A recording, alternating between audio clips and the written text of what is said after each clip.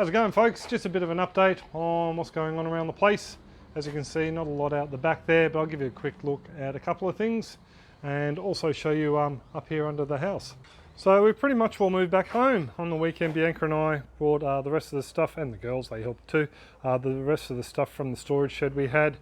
There's a load of stuff under there that you don't need to see, and other bits and pieces, and yeah, working on a bit of a project for a YouTube clip today.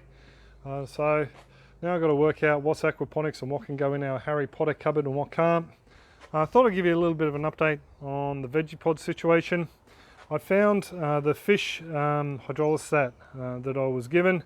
There was a little bit left in the bottom, and I cheekily thought that I could add it to the veggie pod, but I don't know if it's because it was left out in the sun or what the story was, but pretty much 2 days after I put it on, things started to go a little bit pear-shaped for the beans. We got 3 or 4 harvests out of there.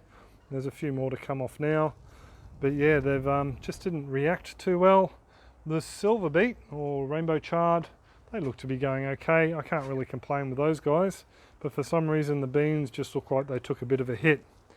So I'm thinking I might actually pull them out and pop in those California Wonders that are stunted in the punnet upstairs, pop them down in here and see how they go. Worst case scenario is I end up putting more greens in here because we tend to eat a lot more of them at the moment. Down here we have one of the pak choi and 2 of the pak choi. This one started to go to flower. I'll be leaving him in because I want to take a photo in the sunlight tomorrow, and yeah, so I can pop that in the clip that I shot on the cracky just then. Give you a bit of a look at the spuds. They appear to be going okay. Topped them up with a little bit of water yesterday, and yeah, they'll probably use that over the next, I don't know, 3 or 4 days, well before any wrigglers get to turn into mosquitoes. I didn't see any in there, but you never know. I'll give you a bit of a look what I've done down here. I've had to net off my blueberries, as you can see, or hopefully you can see. We're getting another flush of flowers through there, our second lot. There's actually loads on there. The really crappy thing is the bees won't be able to get to there, but they are self-pollinators, so I just need to make sure that we give them a bit of a tap and they should be good to go. The problem is we're getting birds come down here and nipping off the first flush fruit. There we go, stick the camera through the top. The first flush fruit is starting to ripen up, so we're getting a couple of the local birds coming down and helping themselves. So yeah, unfortunately I've got to net it. It would be really good to let the bees get into the flowers, but yeah, they should do okay netted like this. Hopefully we're going to get a very nice crop out of them. And down the back I've done the same, and we're going to have the same issue because I've still got more flowers coming through, another flush of flowers. But the problem is down under here we have a load of fruit. Whoa, there we go, a load of fruit on, and some of them are starting to get a blush of colour to them, and I really don't want the birds to be making off with the blueberries. Bianca and I have cut down on a lot of the really sugary fruits, and berries are the one things we can eat.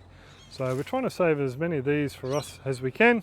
Just thought I'd finish off with the lemon here. As you can see, I still haven't fixed the base for it. But yeah, she seems to be going fairly well, regardless of not being irrigated all the time. I'm just coming down here every couple of days and giving her a good water. But we do have a load of fruit on there. Her name is Lots of Lemons. So yeah, that's hopefully we'll get a lot of fruit off here. Just excuse me, Bianca's calling. So that was just Bea letting me know when she's going to be in Ipswich. These guys down here are going to be ready very soon. There's 2, 4, 6 on that little cluster. So yeah. It's been a few years since we've had our own lemons fruit. I'll just give you a quick look at the lime before we go. Yeah, we have a load of small limes on over this side here. There's one that I noticed starting to get some yellow shoulders there, so it'll be ready to come off. And hopefully, whoops, if we go back into focus, we're going to have another nice little crop come through soon. So there you go, a little bit of a wander around the backyard and a look at the messy downstairs area. I did film that clip on the cracky. Which way is this camera going? Here we go. The cracky up there on the deck, and that will be this week's clip, and another little hydro system that I've set up there. I'll give you guys a bit of a look at that before the main clip goes up. I'm actually supposed to be going upstairs to harvest some of the pak choi I mentioned in the clip, and yeah, so I've got a photo at the end. But we've had a change of plans. When Bianca just rang, she reminded me we're doing something else for dinner. So I'll yeah, Have to do that tomorrow night. Actually a little bit buggered at the moment. I've stuffed my back up again walking up the stairs while I was carrying something, missed a stair.